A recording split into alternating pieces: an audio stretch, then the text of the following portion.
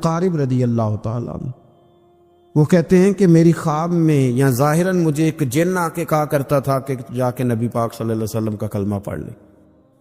ایک دفعہ بھی کہا، دو دفعہ بھی کہا، تین دفعہ بھی کہا. پھر میں سمجھ گیا کہ یہ صرف وہی خواب ہی نہیں ہے، اس میں کوئی اشارہ ہے، کوئی حقیقت ہے. جن کہتا تھا. تو آپ فرماتے ہیں میں جب کلمہ پڑھنے کے ارادے سے نبی پاک صلی اللہ علیہ وسلم کی بارگاہ میں حاضر ہوا تو رسول پاک صلی اللہ تعالی علیہ وسلم نے فرمایا تجھے بھی مبارک ہو اور تجھے بھیجنے والے کو بھی مبارک ہو. تجھے بھی اللہ جزا دے اور تجھے بھیجنے والے کو بھی اللہ تعالی جزا عطا فرمائے. اس سورہ مبارکہ کے بعد پھر سورہ محمد صلی اللہ تعالی علیہ وسلم، سورہ محمد شروع ہوتی ہے. اس سورہ مبارکہ میں ترغیب جہاد، مجاہدین کو بشارتوں، منافقین کی صفات اور سازشوں اور مسلمانوں کو منافقین سے خبردار کرنے کا بیان ہے. غزوہ بدر سے پہلے اسلام کے تفصیلی جنگی قانون نازل نہیں ہوئے تھے. اس سورہ مبارکہ کی آیت نمبر 4 میں فرمایا کہ جب جنگ ختم ہو جائے اور مسلمانوں کو غلبہ حاصل ہو جائے تو جنگی قیدیوں کے ساتھ 3 طرح کا سلوک کیا جا سکتا ہے. مسلمانوں کے پاس جو جنگی قیدی ہوں گے ان کے ساتھ 3 قسم کا سلوک کیا جا سکتا ہے. سورہ محمد کی آیت نمبر 4 میں اس کو بیان فرما دیا. ایک تو یہ کہ انہیں قید کیا جائے گا تاکہ وہ مسلمانوں کو دوبارہ شر نہ پہنچا سکیں، یہ پہلا حال ہے. اور دوسرا حال یہاں یہ بیان کیا گیا کہ ان کی اصلاح اور قبول اصلاح کی امید ہو کہ اگر یہ ٹھیک ہو جائیں گے، اسلام کی طرف آ جائیں گے، شر چھوڑ دیں گے تو ان پر احسان کر کے انہیں آزاد کیا جائے. اور تیسرا حال یہ کہ یہاں پھر ان سے فدیہ لیا جائے اور انہیں آزاد کر دیا جائے. پھر اسی سورہ مبارکہ کے اندر اللہ تبارک و تعالی نے ایک اسلوب بیان کیا، ایک بہت بڑے راز سے پردہ اٹھایا اور ایک بڑی اہم بات ان لوگوں کے لیے بیان کی جو دین کا کام کرنے والے ہیں، جو پیغام دین پھیلانے والے ہیں، جو دین کی کوئی سی بھی ڈیوٹی کرنے والے. اگر وہ مخلص ہو کر للہیت کے ساتھ دین کا کام کرتے ہیں تو اللہ تبارک و تعالیٰ نے ایک اسلوب بیان فرما دیا. ارشاد فرمایا یا ایھا الذین آمنوا ان تنصروا اللہ ینصرکم ویثبت اقدامکم. فرمایا ایمان والو اگر اللہ کے دین کی تم مدد کرو گے تو پھر اللہ تمہاری مدد کرے گا اور اللہ تمہارے پیروں کو جما دے گا. تمہیں اللہ ثبات عطا فرمائے گا، تمہیں اللہ استقامت عطا کرے گا. اگر تم خلوص کے ساتھ، للہیت کے ساتھ دین کا کام کرو تو اللہ تمہاری مدد کرے گا، تمہارے قدموں کو جمائے گا. لیکن اگر اس کے اندر تمہارے ذاتی مفادات ہیں، اگر اس کے اندر تم نے نام دین کا لیا ہے اور تم اس سے کما دنیا رہے ہو، رسول کائنات صلی اللہ تعالی علیہ وسلم نے فرمایا جس شخص نے دین کا علم اس لیے حاصل کیا کہ وہ علماء سے بحث کرے گا یا جاہلوں پہ روب جمائے گا، اسے تو اللہ جنت کی خوشبو بھی عطا نہیں کرے گا. تو اگر تم اللہ کے دین کی مدد کرو، غلبہ دین کے لیے اپنا کردار ادا کرو، نفاذ دین کے لیے جد و جہد کرو گے تو اللہ تمہاری مدد کرے گا، اللہ تمہارے حال پہ رحم فرمائے گا، اللہ تمہارے لیے آسانیاں کر دے گا. تو یہ ایک ایسا بڑا اصول ہے جو ہر دین کا کام کرنے والے کو یاد رکھنا چاہیے کہ وہ یہ نہ کہے کہ پھر مجھے وسائل نہیں ملیں گے، پھر وہ یہ نہ کہے کہ میں آگے کیسے بڑھوں گا، پھر یہ کبھی نہ سوچے کہ میرے لیے اسباب کون پیدا کرے گا. وہ پہلے اپنے دل سے پوچھے کہ وہ دین کے کام میں مخلص ہے.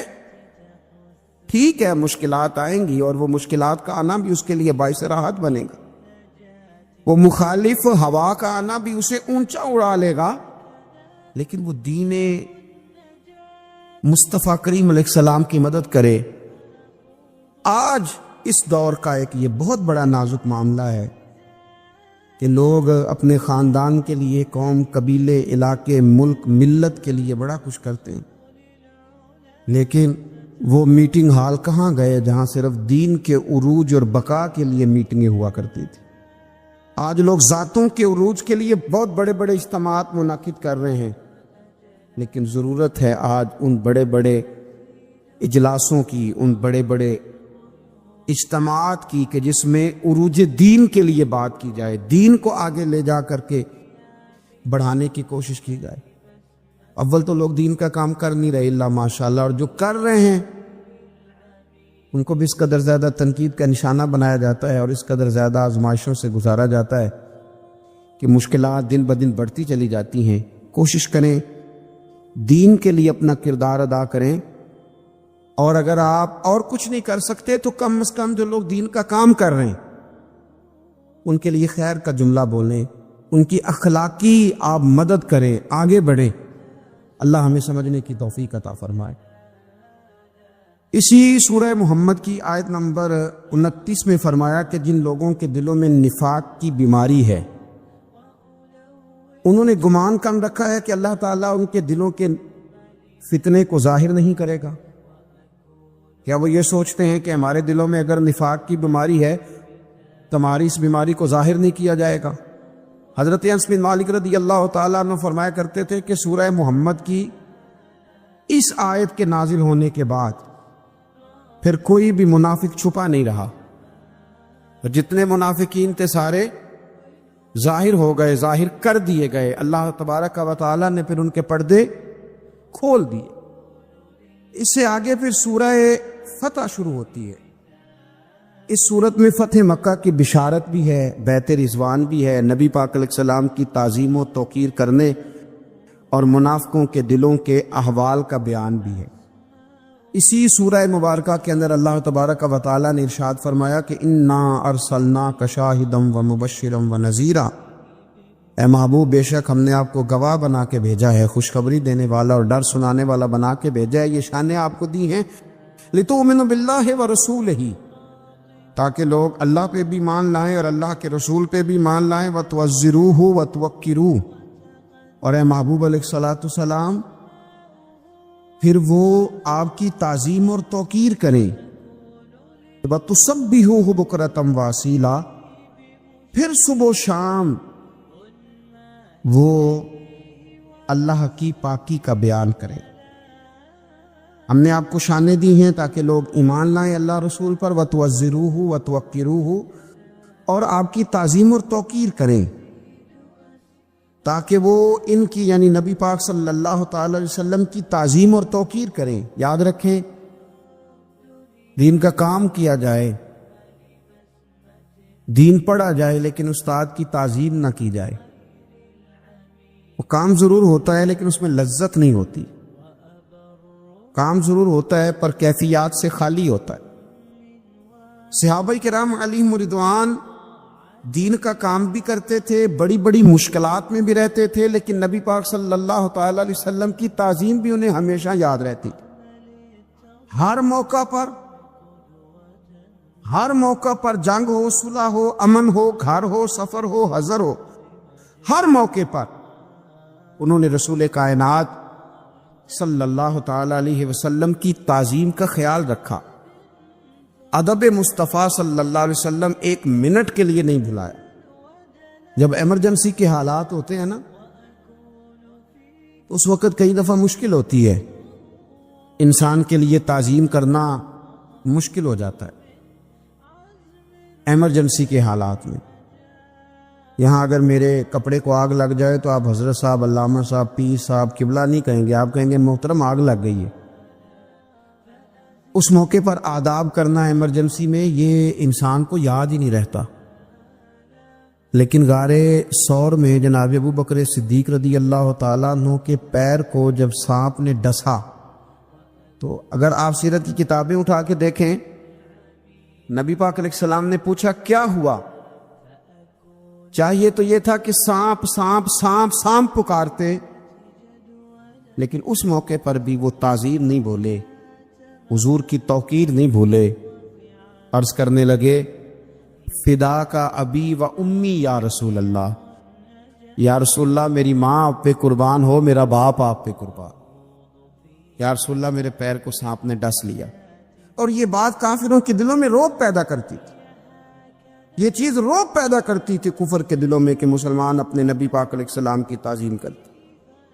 آج تو باقاعدہ اس پر کام ہو رہا ہے، محنت کی جا رہی ہے، جدوجہد کی جا رہی ہے، کہ آپ دین کا کام کریں گے، آپ میرا ادب کرتے جا رہے ہیں، آپ میرا حضور کے نام کو چومتے جا رہے ہیں، آپ کام کریں۔ بھائی وہ کون سا دین کا کام ہے جو دین کا کام تو ہو اور اس میں حضور کی تعظیم نہ ہو؟ تعظیم مصطفیٰ ہوگی تو دین کا کام ہوگا، اس لیے کہ جب تک نبی پاک سے پیار نہیں ہوگا حضور کے مشن سے پیار کیسے ہوگا؟ جب تعظیم رسالت ہی نہیں ہوگی تو پھر بات آگے کرنے کا انسان کے پاس شوق ذوق اور جذبہ کیسے آئے گا؟ وہ عروہ بن مسعود ثقفی، بڑی معروف روایت ہے، بخاری میں موجود ہے، اور اسی موقع پر آگے وہ آیات حدیبیہ کے حوالے سے آ رہی ہیں، وہ یہاں آیا تھا اور اس نے جب نبی پاک صلی اللہ تعالی علیہ وسلم کے صحابہ کو حضور کی تعظیم و توقیر کرتے دیکھا، وضو کا بچا ہوا پانی چہروں پہ ملتے ہوئے دیکھا، کلی کا پانی اپنے چہروں پہ ملتے ہوئے دیکھا، تو اس نے پلٹ کے جا کے کفار سے کہا تھا، یار میں نے بڑے بڑے دربار دیکھے ہیں اور بڑے بڑے ادب دیکھے ہیں، میں نے وہ لوگ بھی دیکھے ہیں جو سجدے کراتے ہیں اپنے آپ کو معاذ اللہ، پر جو رنگ آج دیکھ کے آیا ہوں یہ کبھی نہیں دیکھا۔ یہاں توحید بھی عروج پہ ہے، لا الہ الا اللہ کی صدا بھی عروج پہ ہے، لیکن مصطفیٰ کا ادب بھی عروج پہ ہے۔ کیا کوئی سوچ سکتا ہے کہ کوئی صحابی ایسا ہوگا جس کے دل میں ذرا بھی شرک کا شائبہ ہوگا؟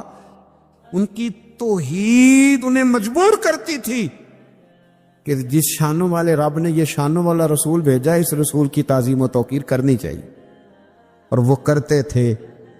اے پائے نظر ہوش میں آ، یہ کوہ نبی ہے، آنکھوں سے بھی چلنا یہاں بے ادبی ہے۔ تو حضور کی تعظیم اور توقیر کو ہمیشہ ان لوگوں نے اپنے پیش نظر رکھا۔ آگے صلح حدیبیہ کے حوالے سے کچھ آیات آتی ہیں اسی سورہ فتح کے اندر۔ ہوا یہ کہ 1400 کے قریب صحابہ کے ساتھ نبی پاک صلی اللہ تعالی علیہ وسلم قربانی کے جانور لے کر احرام باندھ کر تشریف لے گئے عمرے کے ارادے سے، اور جب مقام حدیبیہ پر پہنچے تو کفار مکہ نے یہ پروگرام بنا لیا کہ کسی بھی صورت ہم اس قافلے کو مکے میں داخل نہیں ہونے دیں گے۔ رسول کریم صلی اللہ تعالی علیہ وسلم نے اپنے 1400 صحابہ میں سے بطور سفیر کے جن کو نامزد کیا وہ حضرت عثمان غنی رضی اللہ تعالی۔ فرمایا عثمان غنی معاملہ فہم ہیں، باشعور ہیں، چیزوں کو سمجھتے ہیں۔ دیکھیے حضور کی نظر انتخاب حضرت عثمان غنی پہ پڑی، حضور صلی اللہ علیہ وسلم نے انہیں بھیجا، فرمایا جا کے قریش کو، کفار کو، مکے کے لوگوں کو، سرداروں کو یہ بتلاؤ کہ ہمارا مقصود لڑائی کرنا نہیں ہے، ہمارا مقصود مکے پہ چڑھائی کرنا نہیں ہے، ہمارا مقصود فقط اور فقط عمرہ کرنا، عمرہ کریں گے اور واپس چلے جائیں گے۔ حضرت عثمان غنی رضی اللہ تعالیٰ عنہ کو جب نبی پاک صلی اللہ علیہ وسلم نے وہاں بھیجا تو ایک خبر پھیل گئی کہ قریش مکہ نے تو جناب عثمان غنی رضی اللہ تعالیٰ عنہ کو شہید کر دیا ہے۔ اب صحابہ کے جذبات کے اندر جوش پیدا ہوا، ہر طرف سے ایک ہی صدا آتی تھی کہ ہم عثمان غنی کا بدلہ لیے بغیر یہاں سے نہیں جائیں گے۔ میرے محبوب پاک علیہ السلام کو اللہ نے غیب کی کنجیاں عطا فرمائی ہیں۔ رسول پاک علیہ السلام جانتے تھے نور نبوت سے کہ حضرت سیدنا عثمان غنی تو موجود ہے، پر جو ایک زبردست جرنیل ہوتا ہے نا، وہ قوم کے جذبات کا صحیح استعمال کرتا ہے۔ اسے پتہ ہوتا ہے کہ اس وقت جذبات کیا ہیں، تو اسے ان جذبات کا صحیح استعمال کرنا، ان کو مثبت راہ پہ چلانا اسے آتا ہوتا ہے۔ میرے رسول کریم صلی اللہ تعالی علیہ وسلم نے ایک درخت کے نیچے سے صحابہ سے بیعت لی، اس کو بیعت رضوان کہتے، کہ ہم ہر حال میں حضرت عثمان غنی رضی اللہ تعالیٰ عنہ کا بدلہ لیں گے، دین پہ قائم رہیں گے۔ اس بیعت کا ذکر قرآن مجید نے کہا، اور انداز دیکھیے کیا نرالا ہے، کیا انوکھا ہے، اور کیا وارفتگی ہے، اور کیا رشتہ ہے اللہ رسول کا آپس میں۔ اسی سورہ فتح کی آیت نمبر 10 میں فرمائے ان الذین یبایعونک انما یبایعون اللہ، اے محبوب پاک علیہ السلام، بے شک جو لوگ آپ کی بیعت کرتے ہیں وہ در حقیقت اللہ ہی کی بیعت کرتے ہیں۔ یہ در حقیقت اللہ ہی کی بیعت کرتے ہیں۔ کیوں؟ ید اللہ فوق ایدیہم، اللہ کا ہاتھ ان کے ہاتھوں پر ہے. ہاتھ تو رسول پاک کا تھا، لیکن فرمایا جب محبوب میرے ہیں، جب محبوب میرے ہیں تو پھر وہ ہاتھ یوں سمجھ لو کہ رب کریم کا ہی تھا، یوں سمجھ لو کہ رب کریم کا ہی تھا.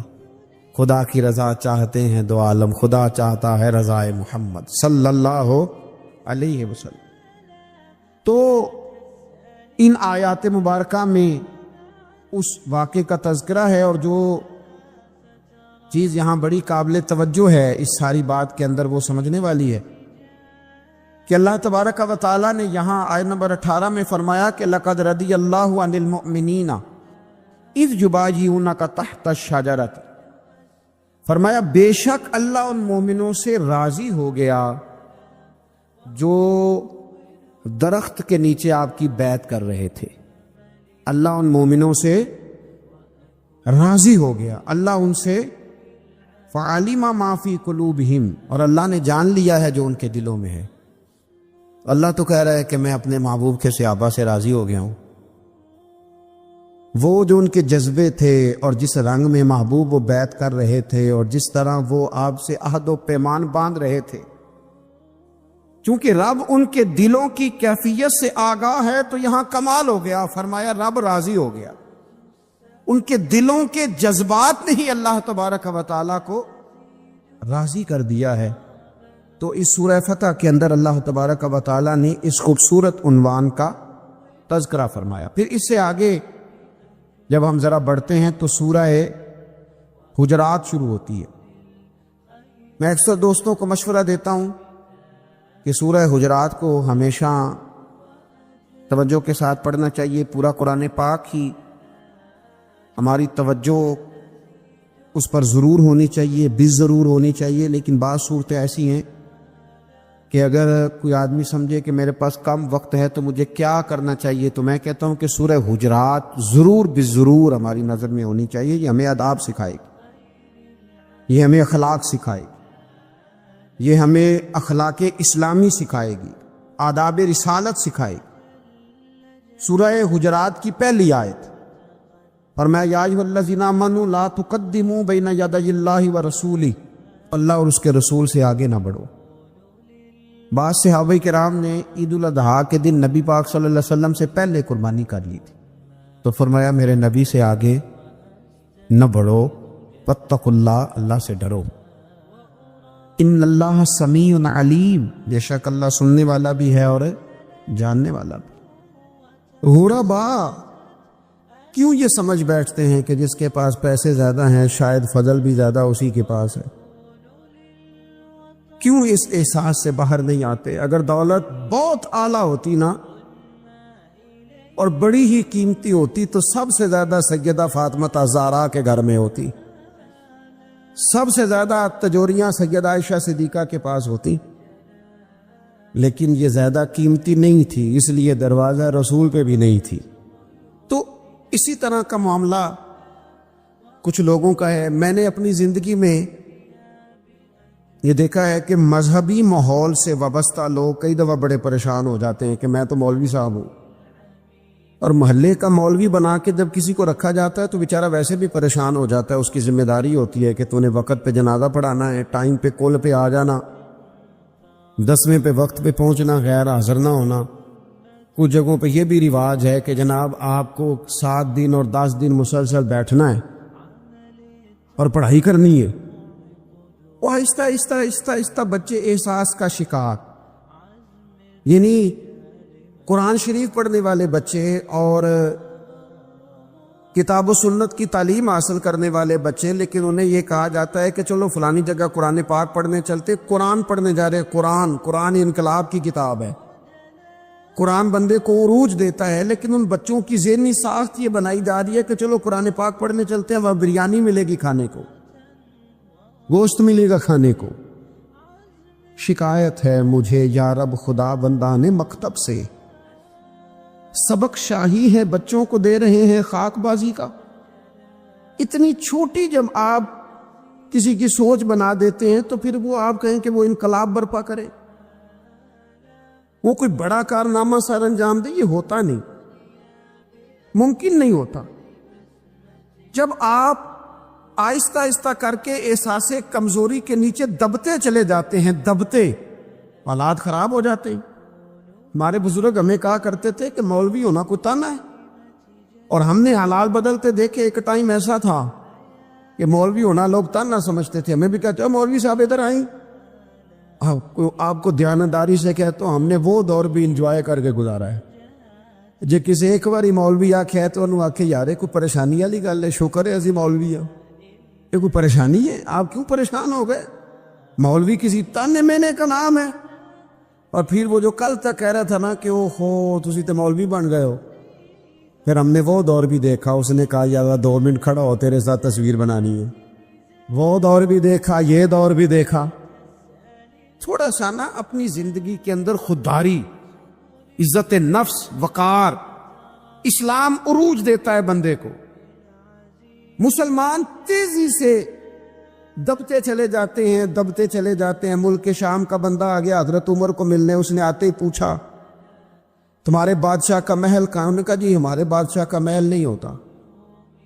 ہمارے ہاں لوگوں نے سمجھ لیا نا کہ روب شاید کپڑوں کا ہوتا ہے، روب شاید گاڑیوں کا ہوتا ہے، بنگلوں کا ہوتا ہے، بہت بڑی کوٹھی کا روب ہوتا ہے۔ اور نہیں بھائی، روب تو بندے کے کردار کا ہوتا ہے، اس کے افکار کا روب ہوتا ہے، روب اس کے اونچے خیالات کا ہوتا ہے۔ کہاں ہے آپ کے بادشاہ کا محل؟ تو نے کہا محل شہل تو کوئی نہیں، مسجد میں ہوں گے امیر المومنین۔ بندہ کہتا ہے میں سوچ میں پڑ گیا کہ جس کے نام سے میرا بادشاہ کانپتا ہے وہ مسجد میں ہوگا، گن میں نہیں کوئی نہیں، ہٹو بچوں کوئی نہیں، ادھر ادھر ہی کوئی نہیں، پہرے دار ہی کوئی نہیں۔ مسجد میں جا کے پوچھا جناب عمر، کہنے لگے ادھر ہی تھے۔ کدھر ہیں بھائی حضرت؟ وہ کدھر ہیں؟ میں کدھر ہی تھے۔ کہنے لگا میں حیران ہو گیا، یہ بادشاہ کی بات ہو رہی ہے۔ ایک صاحب کہنے لگے وہ کھجوروں کے باغ کی طرف جا رہے تھے، کہتا میں کھجوروں کے باغ میں گیا تھا، ایک بندے سے پوچھا امیر المومنین، کہنے لگا وہ سامنے کی طرف جا رہے تھے، ادھر گیا۔ ایک بندے سے پوچھا کہاں ہے وہ شخص، اس کی 24 لاکھ مربع میل پہ حکومت ہے؟ کہاں ہے وہ شخص جو مدینے میں بیٹھ کے نعرہ لگاتا ہے تو کیسر و کسرا کانپ جاتے؟ وہ بندہ کدھر ہے کہ جس کی بات جگہ جگہ ہوتی ہے، جس کا تذکرہ سنا ہے کہ اسے دیکھ کے شیطان بھی رستے بدل جاتا ہے؟ انہوں نے کہا وہ دیکھ رہے ہو کھجور کے درخت کے نیچے کنویں کے ساتھ مٹی کا ڈھیلا تکیے کی جگہ رکھ کے وہ جو تامت باندھے کرتا پہنے سویا ہے وہی تو فاروق اعظم ہے۔ وہ شخص کہتا ہے عمر سوئے تھے۔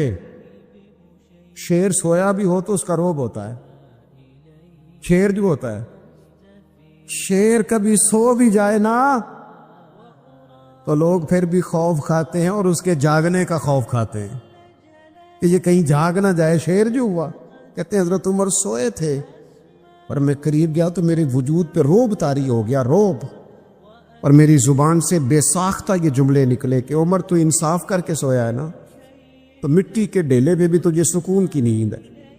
خودداری، وقار، عزت، یہ احساس کمتری سے باہر نکلیں۔ ہم نے اپنے بچوں کو مسل ڈالا ہے، وہ تسی ماڑے دے بچے ہو، تسی تو نہیں نہ آگے جا سکتے، وہ اسی غریب لوگ بیٹے تو فلانے کے ساتھ نہ جایا۔ ہم نے اپنے بچوں کی خواہشات تباہ کر دی، کمزور کر کے رکھ دیا، انہیں بار بار سکھایا ہم نے۔ خوددار تھا وہ باپ جس کی تھوڑی سی آمدن تھی، پر وہ گرمیوں میں اپنے پتر سے کہتا تھا پتر بڑولے میں دانے ڈال دیے ہیں، تمہاری ماں نے مرتبان میں اچار ڈال دیا ہے، لو اب ساری گرمیاں پرواہ کوئی نہیں۔ وہ خوددار لوگ تھے۔ لیکن آج یہ دین غالب ہونے کے لیے آیا ہے، مسلمان نے غالب ہونا ہے۔ یہ تھوڑا اپنی ذات سے اٹھ کر جب سوچے گا نا، بڑی بات کرے گا،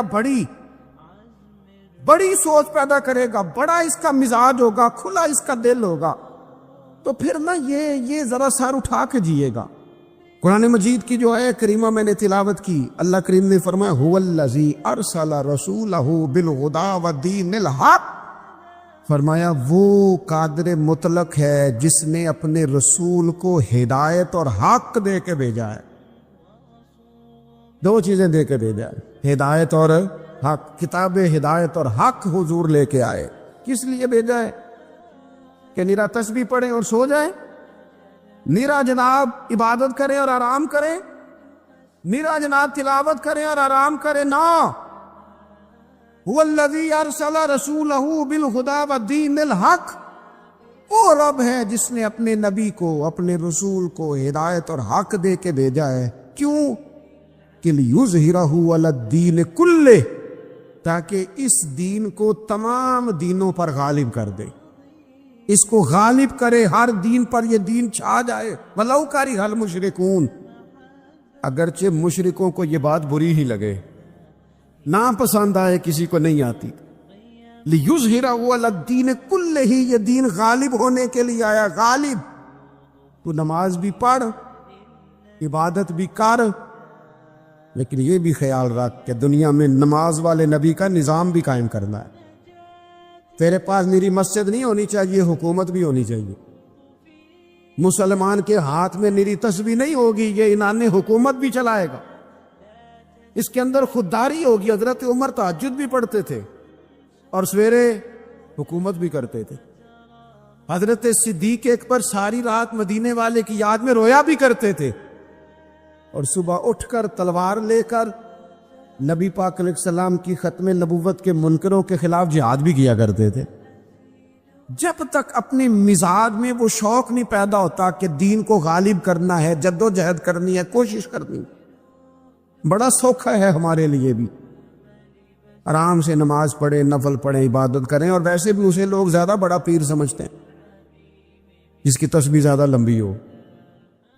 وہ زیادہ بڑا پیر ہوتا ہے جس کی پگڑی ذرا زیادہ بڑی ہو، جبہ تگڑا پہنے، اجرے کے اندر رہے، باہر نہ نکلے، اور اندر جائیں 2 منٹ کے لیے حضرت کی زیارت کریں، باہر آ جائیں بس چھٹی، وہ زیادہ پیری مریدی ہو جاتی ہے۔ پیر تو بولتا ہی نہیں۔ وہی ہے تیرے زمانے کا امام برحق، اقبال کہنے لگے وہی ہے تیرے زمانے کا امام برحق، جو تجھے حاضر و موجود سے بیزار کرے اور موت کی شکل میں دکھلا کے تجھے جلوہ یار، زندگی تیرے لیے اور بھی دشوار کرے، تو جو تیرا جینا مشکل کر دے نا، وہ تیرے زمانے کا امام برحق ہے، تیرے لیے زندگی دشوار کر۔ یہ کیا بات ہوئی کہ ٹھیک ہے جناب آپ موج کریں جو دین غالب ہونے کے لیے آیا، دین کے مزاج میں غلبہ ہے، دین کی طبیعت میں غلبہ ہے، دیندار چھا کے وقت گزارا کرتے ہیں۔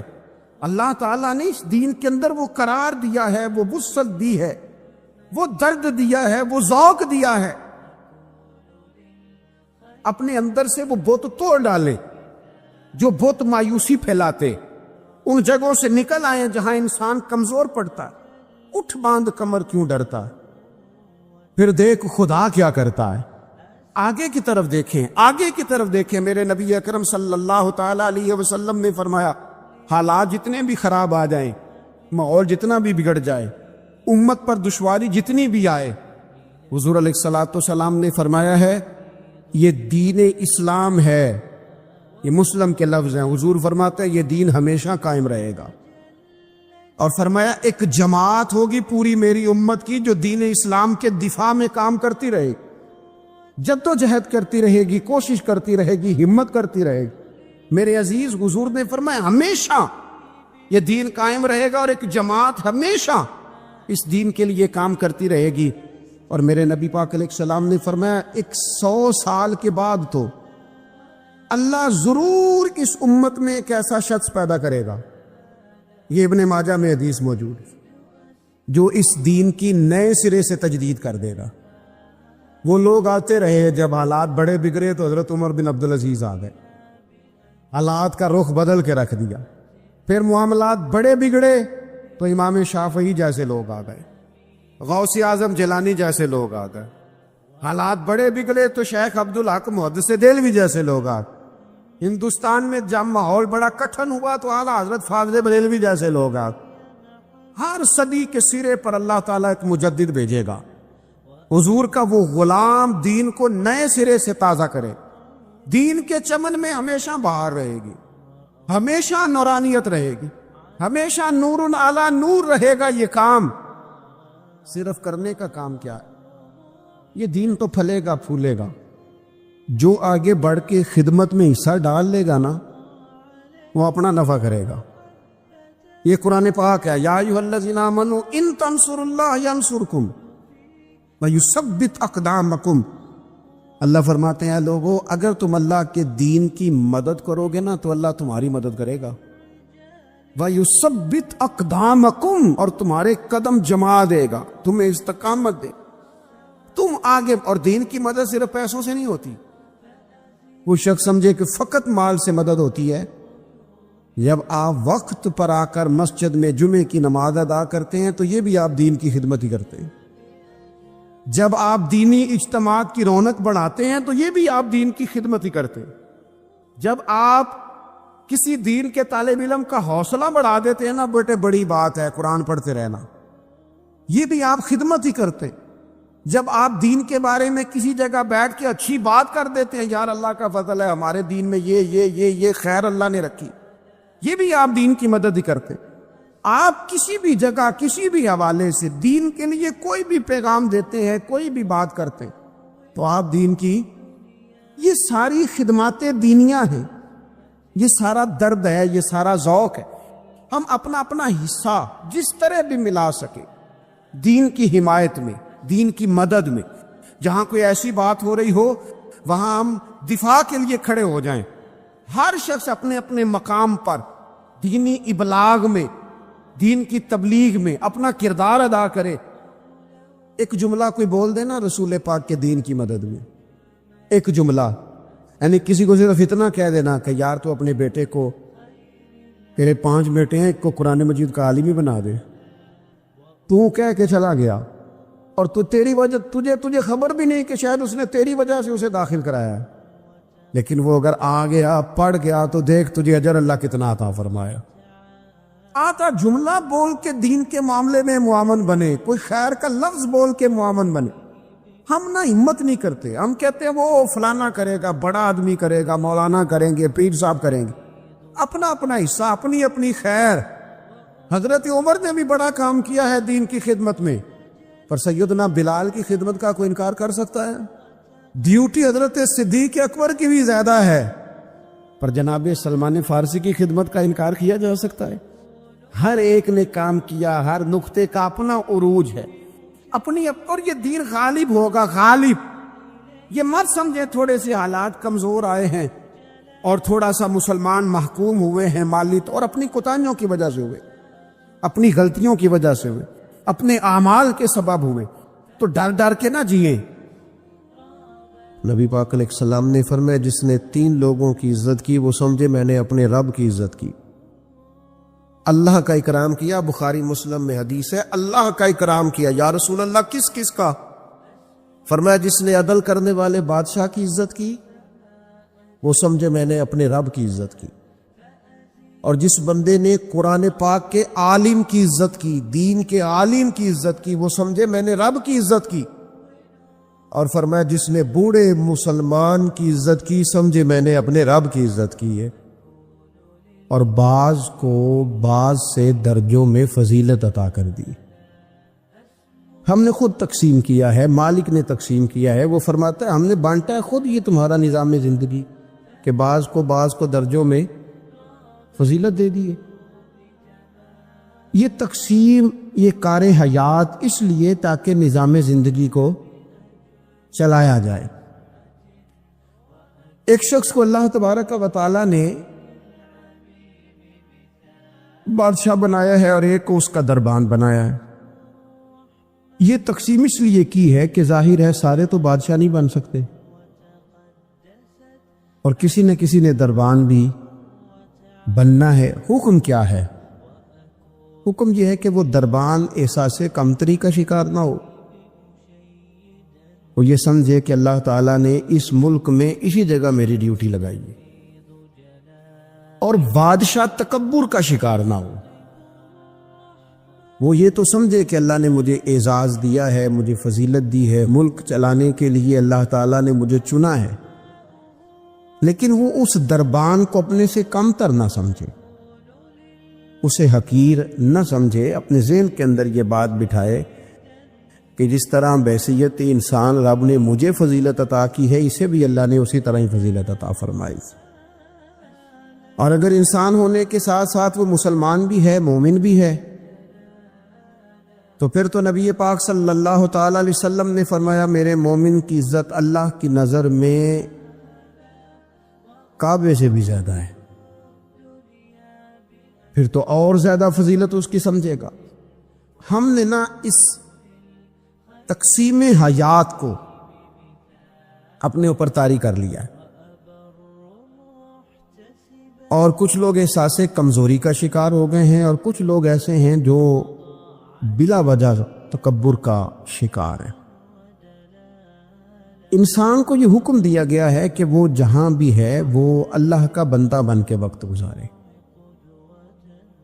اس کے ذہن اور نظریات ٹوٹے نہ، بکھرے نہ، وہ یہ سمجھے کہ اللہ تبارک و تعالیٰ نے اگر کچھ مجھے دیا ہے تو اپنے فضل سے دیا ہے۔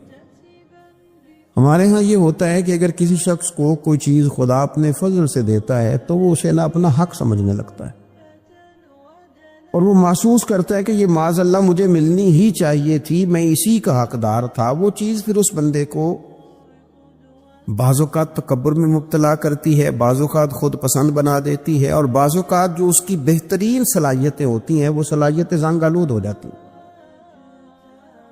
اخلاقی کمزوریاں اس کے اندر جڑ پکڑ جاتی ہیں۔ محبوب سبحانی حضرت غوث اعظم صمدانی شیخ عبد القادر جیلانی رضی اللہ تعالیٰ عنہ ارشاد فرماتے ہیں کہ تو جہاں بھی ہو نا اپنی سوچ کو عاجزی والی بنا۔ آپ فرماتے ہیں اگر تیری عمر زیادہ ہے اور تیرے سامنے ایک شخص کھڑا ہے جس کی عمر تھوڑی ہے تو اپنے ذہن میں یہ بات بٹھا کہ اس کی عمر تھوڑی ہے تو غلطیاں بھی تو تھوڑی ہیں، اور اگر تیرے سامنے کوئی شخص کھڑا ہے تیری عمر تھوڑی ہے اس کی زیادہ ہے تو پھر یہ ذہن بنا لے کہ اگر اس کی عمر زیادہ ہے تو اس کی نمازیں بھی تو زیادہ ہیں نا، تلاوتیں بھی تو زیادہ ہیں نا، خیرات بھی تو زیادہ ہے نا، عمر جو زیادہ ہے۔ اور اگر تو ان پڑھ ہے اور تیرے سامنے عالم کھڑا ہے تو اس ترتیب سے عاجزی پیدا کر لے کہ وہ چونکہ عالم ہے تو میں تو بہت سارے کام اپنی جہالت کی وجہ سے غلط کر لیتا ہوں، لیکن وہ عالم ہے تو اپنے علم کی بنیاد پر یقیناً وہ مجھ سے زیادہ خیر کٹھی کر رہا ہے۔ اور اگر تو عالم ہے اور تیرے سامنے جاہل کھڑا ہے تو پھر بھی تو اپنی طبیعت میں عاجزی لا، اور تو یہ ذہن بنا کہ وہ اگر کوئی غلطی کرے گا بھی تو اپنی جہالت کی وجہ سے کرے گا، تو مجھے تو پتہ ہے سارا، ایسا نہ ہو کہ میرا گناہ ڈبل لکھ دیا جائے۔ اب جہاں ہیں جس ترتیب سے ہیں اس ترتیب سے ہی اپنی طبیعت کے اندر عاجزی لائیں۔ نبی پاک صلی اللہ تعالی علیہ وسلم نے فرمایا، حضرت عبداللہ ابن مسعود رضی اللہ تعالیٰ عنہ حدیث کے راوی ہیں، حضور نے فرمایا جس کے دل میں رائی کے دانے کے برابر بھی تکبر ہوا وہ شخص جنت میں نہیں جائے گا۔ تو عرض کی یا رسول اللہ صلی اللہ علیہ وسلم، ایک آدمی اچھا لباس پہنتا ہے، اچھا بن کے رہنا چاہتا ہے، صاف ستھرا بن کے رہنا چاہتا ہے، کیا یہ بھی تکبر ہے؟ سرکار نے فرمایا نہیں، اللہ تو خوبصورت ہے، خوبصورتی کو تو پسند فرماتا ہے۔ تو یا رسول اللہ صلی اللہ علیہ وسلم پھر تقسیم کس طرح کریں؟ تکبر کے مفہوم کو کیسے سمجھیں؟ تو دو باتیں نبی پاک علیہ السلام نے ارشاد فرمائی۔ سارے عنوان کو ان دو باتوں میں سمجھا جا سکتا ہے۔ محبوب فرمانے لگے تکبر تو یہ ہے کہ بندہ حق قبول نہ کرے اور دوسرے بندوں کو اپنوں سے حقیر سمجھے۔ اگر تیرا کوئی بھی کمال قبول حق میں رکاوٹ بن گیا تب تو متکبر ہے، اور اگر کسی بھی مقام پر جا کر تو کسی کو حقیر سمجھنے لگ گیا پھر تو متکبر ہے۔ ورنہ اچھا لباس پہننے سے بندہ متکبر نہیں ہوتا، اچھی گاڑی میں بیٹھنے سے بندہ متکبر نہیں ہوتا، اچھے گھر میں رہنے سے بندہ متکبر، بلکہ حضرت باجید بستامی رحمۃ اللہ علیہ تو یہاں تک فرماتے ہیں کہ میں نے بہت بڑے بڑے مکانوں میں درویش بستے دیکھے اور میں نے بڑے بڑے جبوں کے اندر تکبر کو ملاحظہ کیا، غرور دیکھا میں نے وہاں۔ عزیز دوستو، اپنے ذہنی سطح اس طرح کی بنائی جائے کہ مزاجوں میں ٹھہراؤ رہے، طبیعتوں میں۔ ہمیں نا 2-3 چیزیں بڑا پریشان کرتی ہیں۔ بعض لوگ ایسے ہیں جو کسی بڑی برادری میں جس کو وہ بڑا سمجھتے ہیں، باقی تو اللہ کو پتہ ہے نا بڑا کون ہے۔ کسی بڑے قبیلے میں جس کو دنیا میں بڑا گردانا جاتا ہے، اس میں اگر وہ پیدا ہو گئے نا تو ان کا یہ گمان بن گیا ہے کہ شاید میرا یہ حق تھا، تو چونکہ مجھے اللہ نے پیدا یہاں کیا ہے تو معاذ اللہ میرا حق بنتا ہے میں تکبر کروں۔ بار بار اپنے لفظوں میں، جملوں میں، اپنے رویوں میں اس بات کا وہ اظہار کرتے ہیں۔ کچھ لوگوں کو اللہ تعالیٰ دولت دیتا ہے، دولت اگر محنت سے ملتی تو سب سے زیادہ مزدور کے پاس ہوتی، کیونکہ وہ سب سے زیادہ محنت کرتا ہے۔ یہ تو خدا کے فضل سے ملتی، اب جس کو مل جاتی ہے وہ سمجھتا ہے مجھے ملنی ہی چاہیے تھی، ملنی چاہیے تھی، اب وہ کسی تکبر کا شکار ہو جاتا ہے۔ حالانکہ مالک بڑا بے پرواہ ہے۔ صبح کے تخت نشین شام کے مجرم ٹھہرے، ہم نے پل بھر میں نصیبوں کو بدلتے دیکھا۔ 1 منٹ لگتا ہے، انسان کمزور ہو جاتا ہے۔ تو لوگ دولت کے زور پر اپنے آپ کو تکبر کا شکار کر لیتے ہیں، اور بعض لوگوں کو اللہ تعالیٰ اپنے فضل سے علم عطا کرتا ہے، اور اس سے مراد صرف دینی علم ہی نہیں۔ اگر کسی کے پاس کوئی دنیاوی ڈگری ہے، دنیاوی، میں بڑے ادب سے عرض کروں گا، میں بڑے زمانے سے کچھ نہیں تو مجھے 20 سال ہو گئے ڈاکٹروں کا چکر لگاتے، والد صاحب بیمار تھے، والدہ بیمار تھی، خود جانا پڑا، کبھی بچوں کو لے کے جانا پڑا۔ میں نے لہجوں میں بعض جگہ پہ غرور دیکھا، لہجوں میں، یعنی ڈاکٹر کے 2 میٹھے بول نہ بندے کی طبیعت ٹھیک کر دیتے، لیکن وہ اس کے لہجے میں، اب چونکہ وہ ڈاکٹر ہے، وہ جناب مجھے تکلیف ہے، میں ذرا جلدی چیک کرانا ہوں، سب کو تکلیف ہی ہوتی ہے، سارے تکلیف سے ہی آتے ہیں، باہر بیٹھو دیکھ لیتے ہیں۔ علم اس کا نام ہے کہ دوسروں کو جاہل سمجھا جائے؟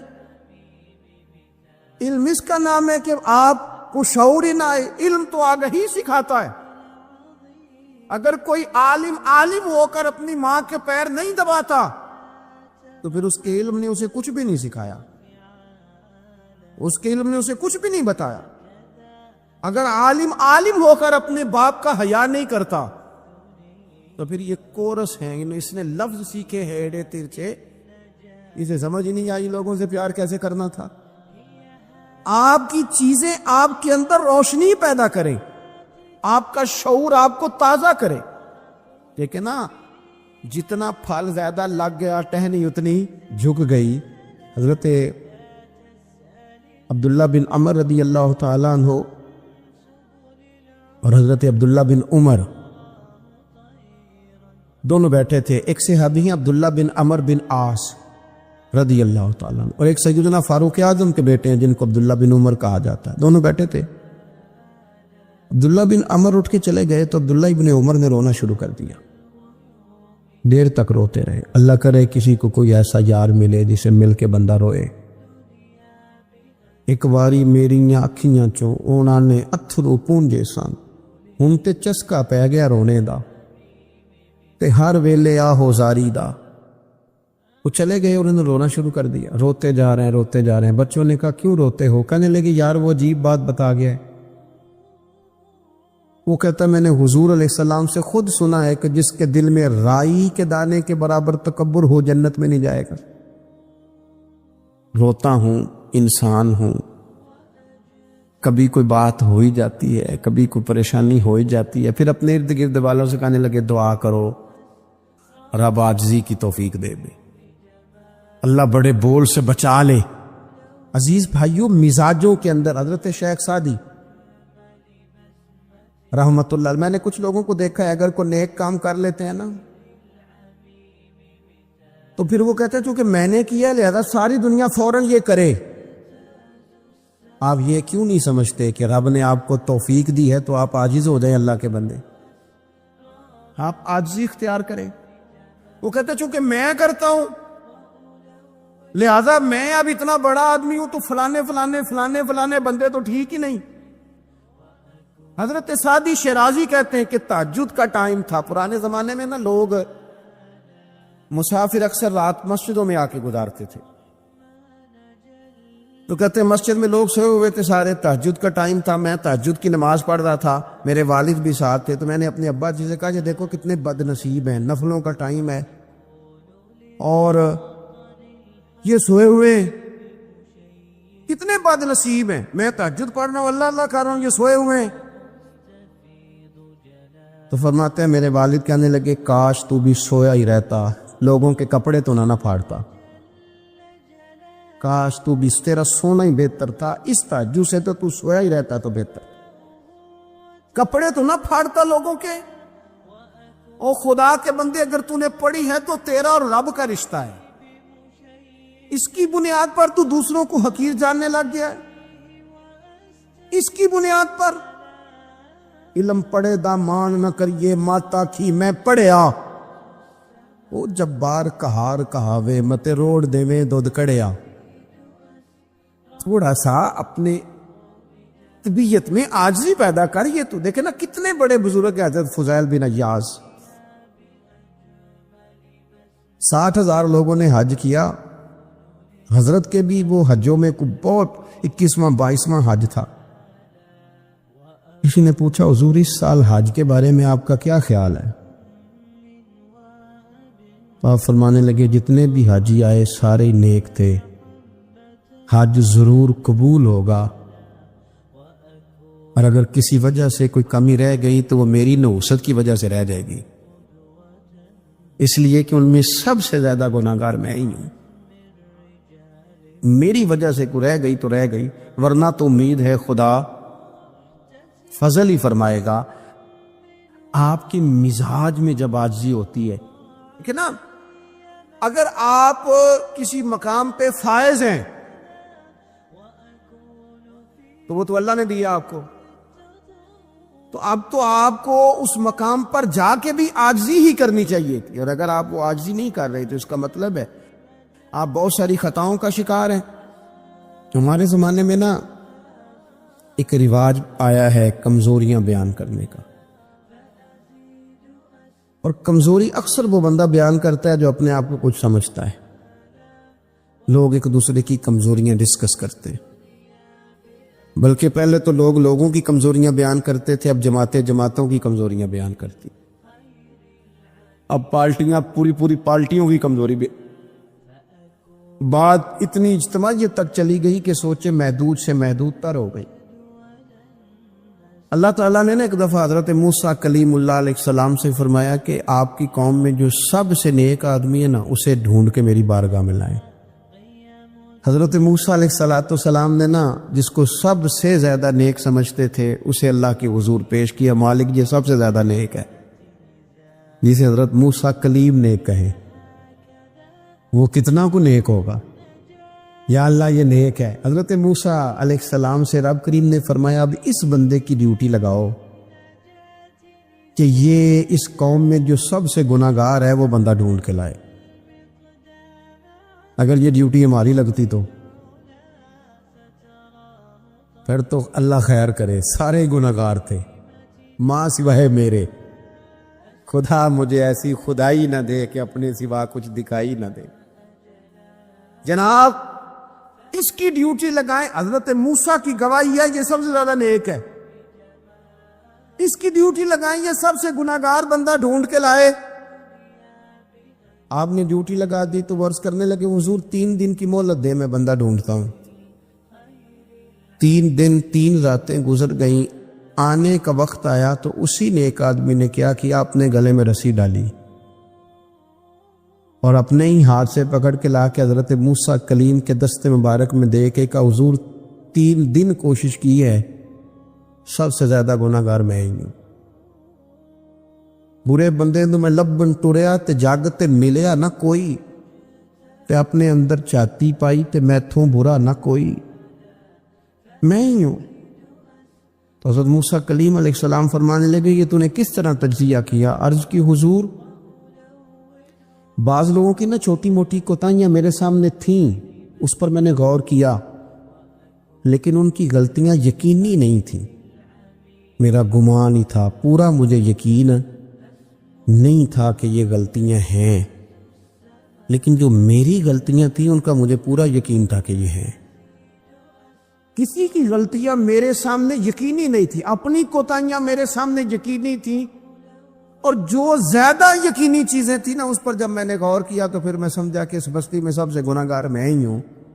آپ مجھے نہ بتائیں اب میرے لیے آپ نے کیا کرنا ہے۔ جناب موسیٰ وہیں کھڑے تھے تو رب کریم نے حضرت موسیٰ سے کلام فرمایا، وہی فرمائی، فرمایا میرے کلیم اس کو جو سب سے زیادہ فضیلت ملی ہے وہ نمازوں کی وجہ سے نہیں ملی، یہی اس کی عاجزی ہے جس کی وجہ سے رب نے سب سے زیادہ فضیلت عطا فرمائی۔ یہ اس کے ذہن کے اندر بات ہے جس سبب سے اللہ تعالیٰ نے اسے یہ اعزاز دیا۔ تھوڑا سا نا چیزوں کو سمجھا جائے۔ فرمایا کچھ لوگ ایسے ہیں وَمِنْهُمْ مَنْ يَقُولُ رَبَّنَا آتِنَا فِي الدُّنْيَا حَسَنَةً۔ اچھا انہوں نے دنیا بھی مانگی تو صرف دنیا مانگی، حسنہ نہیں مانگی۔ اور یہاں فرمایا کچھ لوگ ایسے ہیں جو رب سے کہتے ہیں یا اللہ ہمیں دنیا میں بھی بھلائی عطا فرما، دنیا بھی دے تو حسنہ دینا، وہ دنیا دینا جو ہمارے دین کو تقویت دے،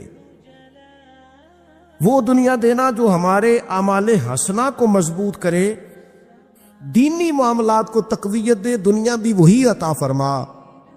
اور ساتھ کہتے ہیں وَفِي الْآخِرَةِ حَسَنَةً، یا اللہ ہمیں آخرت میں بھی بھلائی ہی عطا فرما، وَقِنَا عَذَابَ النَّارِ، اور ہمیں دوزخ کے عذاب سے بچا، اولئک لہم نصیب مما کسبوا، فرمایا ایسوں کو ان کی کمائی ہی ملے گی، جو انہوں نے کیا ہے وہ خوش نصیبی انہیں ضرور میسر آئے گی، چونکہ دنیا بھی مانگ رہے ہیں آخرت بھی مانگ رہے ہیں۔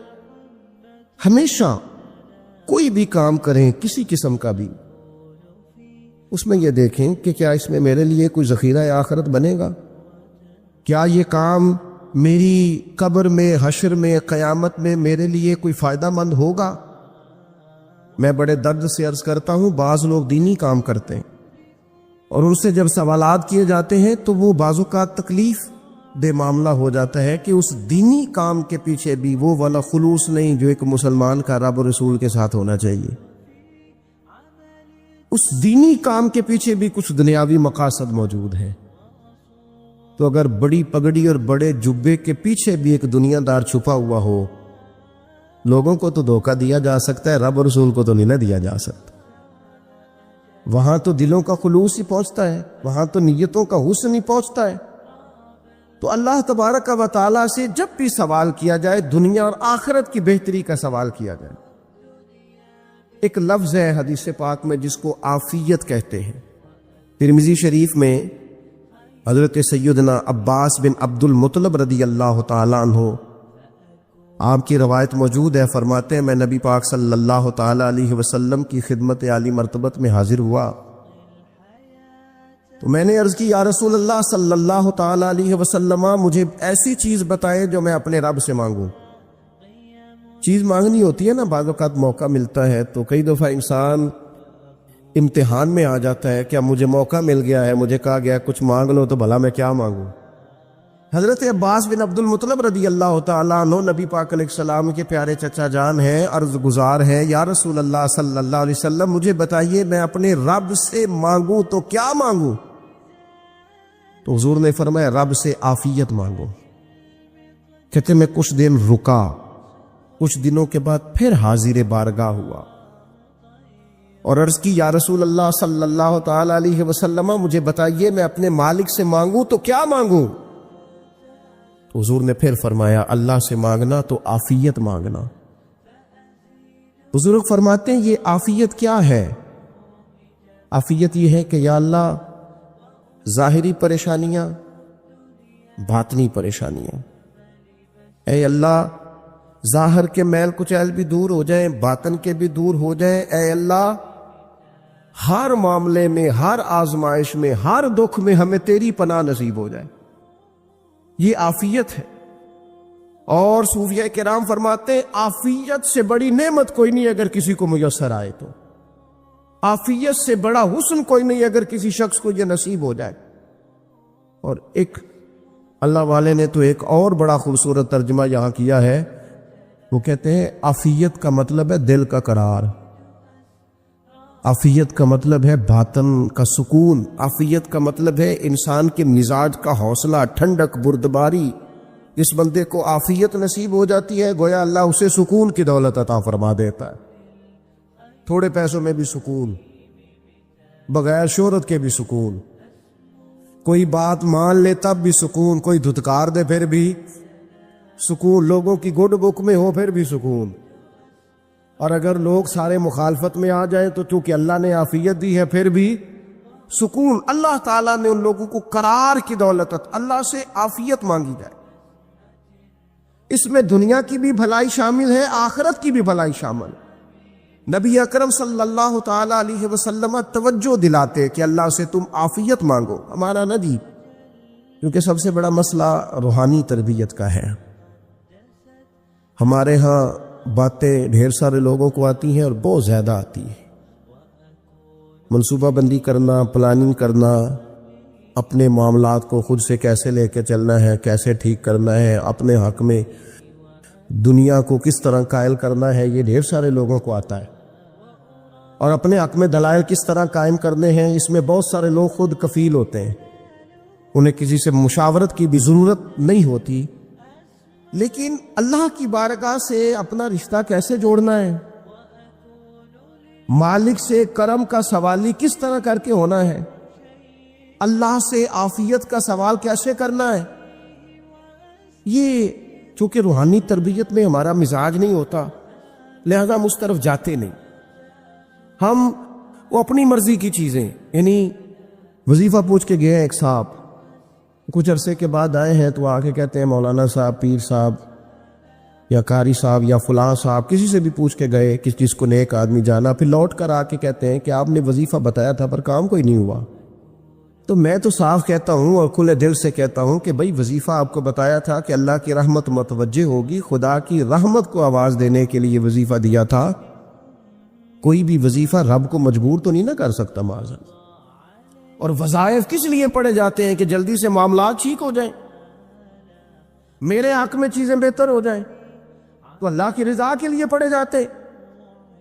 تو وظائف کو، عبادات کو، نوافل کو، تلاوت کو، درود پاک کو تو رضا الہی کا ذریعہ بنانا چاہیے، لیکن ہم چونکہ ایک پورا الجھاؤ رکھتے ہیں اپنی دنیا داری کے معاملات سیدھے کرنے، ایک پورا خیر رکھتے ہیں، وہ لوگ ملتے رہتے ہیں مختلف بزرگوں کی نسبت کے تعلق سے، تو بعض جگہوں پہ بعض لوگ بڑے تیز ہوتے ہیں، یعنی ان سے آپ کی ملاقات ہوتی ہے تو بندے کو محسوس ہوتا ہے کہ یار اسے تو پہلے ساری باتوں کو پتہ ہے، اور کئی دفعہ ان سے ملنے کے بعد احساس ہوتا ہے کہ یار اس سے تو تھوڑا سیکھ ہی لیتے تو بہتر تھا، یہ تو بات بڑی آگے نکل گئی، سارا پتہ ہوتا ہے، باشعور ہوتے ہیں، لیکن ڈر آتا ہے اللہ سے۔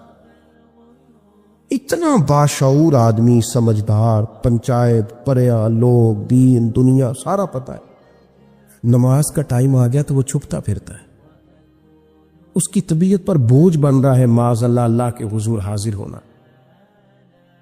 اسے خیر کا کام کرنا پڑ رہا ہے تو وہ ادھر ادھر نکلتا جا رہا ہے۔ تو سوال یہ ہے کہ پھر یہ شعور کا کیا مطلب رکھا ہوا ہے ہم نے؟ پھر اللہ سے دعا کرنے کی ضرورت نہیں۔ وہ حضرت عارف رومی رحمۃ اللہ تعالی علیہ فرمایا کرتے تھے بعض لوگوں کو رب سارا کچھ دیتا ہے، سجدے کی توفیق نہیں دیتا۔ اس کا مطلب یہ ہے کہ وہ کہتا ہے یہ سارا کچھ لے اور نکل جا، میرے گھر نہ آنا، رکھ سارا کچھ پاس۔ رب سے عافیت مانگی جائے، اس سے اس کا فضل مانگا جائے، اس سے اس کا کرم مانگا جائے۔ اللہ کے پیارے رسول صلی اللہ تعالی علیہ وآلہ وسلم اس عافیت مانگنے پر زور دیتے، توجہ دیتے۔ میں آپ کو صحیح بتاتا ہوں، رب نے اگر کسی بندے کو عافیت میں رکھا ہو نا تو حالات کیسے بھی برے چل رہے ہوں اس کا بگاڑ کچھ نہیں سکتے۔ اور اللہ تعالیٰ معاف کرے 100 دفعہ خاکم بدہن، اگر کسی وقت اس کے کرم کی نگاہ پھر جائے تو پھر سارے اسباب سمیت بھی انسان اپنے پیروں پہ کھڑا نہیں رہ سکتا۔ اس سے جب تک طلب کرم نہیں ہوتا، طلب عافیت نہیں ہوتی. اس کی بارگاہ سے جب تک بندہ مومن پورا رجوع نہیں کرتا. یہ عافیت اتنی اعلیٰ چیز ہے کہ نبی پاک علیہ السلام نے فرمایا اذان اور اقامت کے درمیان جو وقت ہوتا ہے اس میں دعائیں رد نہیں ہوتی. دعا مانگا کرو گے تمہاری اللہ اپنے فضل سے قبول کر لے گا. عرض کی یا رسول اللہ کیا مانگے؟ تو فرمایا عافیت مانگو رب سے. حضرت انس بن مالک حدیث کے راوی ہے رضی اللہ تعالیٰ عنہ. یہاں بھی فرمایا یہ عین قبولیت کا ٹائم ہے. اب اللہ سے عافیت مانگ لو، اس کی پناہ. ہم دعاؤں میں بھی محدود ہو جاتے ہیں. رب دا طالب کوئی نہ ملیا، جو ملیا طالب زردہ ہو. دعاؤں میں بھی حد بندی. بعض اوقات بچے بھی تربیت کرتے ہیں نا. ایک مولانا ہے، ان کا خیال ہے کہ انہوں نے مجھ سے کچھ پڑھا ہے تو کبھی کبھی استاد جی کہہ دیتے ہیں. بہت پرانی بات ہے، انہوں نے مجھے فون کیا کہ اگر آپ ابھی تشریف لائیں. تو میں نے کہا پتر دعا مانگ اللہ کو چھوٹی جی گڈی دے وے. تو اس بچے نے میری بڑی تربیت کی. کہنے لگا استاد جی اللہ کو لو منگنی جی تے وڈی ساری منگو. آپ نے محدود کیوں کیا کہ بھئی یہ چھوٹی سی اللہ گاڑی کیوں اللہ چھوٹی دے؟ رب دے تو بڑی دے اور رحمت سے دے. اللہ سے مانگنی ہے نا جی. ہم تربیت نہیں لیتے. میں نے اس کا شکریہ ادا کیا. انہوں نے کہا بیٹے تو نے بڑی سونی بات کی، اللہ تجھے اس کا اجر عطا کرے، اللہ تجھے برکات عطا کرے. اگر آپ نے سیکھنا ہے تو پھر آپ سیکھ لیں گے، اور اگر نہیں سیکھنا تو پھر یہی کہنا ہے ساری عمر لنگ گئی بندہ کو نہیں ملیا. چونکہ مزاج نہیں ہے نا سیکھنے کا، اس لیے پھر ملا ہی کوئی نہیں. پھر ساری زندگی کو میسر ہی نہیں آیا، کسی نے نصیحت ہی نہیں کی، کوئی آنکھوں کو بھایا ہی نہیں. خود ہی بڑے سیانے تھے، خود ہی بہت بڑے تھے، اپنا قد بھی بڑا اونچا تھا، سب ٹھگنے چھوٹے اور کمزور اور بوڑے نظر آئے. عزیز بھائی، جب عافیت، ایک بزرگ تھے ہر وقت اللہ سے عافیت مانگتے تھے، ہر وقت اللہ سے عافیت مانگتے تھے، ہر وقت عافیت مانگتے تھے. لوگوں نے پوچھا، لوگ ان کو صالح جانتے تھے، نیک سمجھتے تھے کہ حضور آپ اور کوئی دعا مانگتے نہیں، عافیت ہی مانگتے ہیں. فرمانے لگے میں مانگا کرتا تھا شروع میں، بعد میں خیال آیا اور بھی دعائیں مانگا کرتا تھا، یہ احساس بعد میں نصیب ہوا.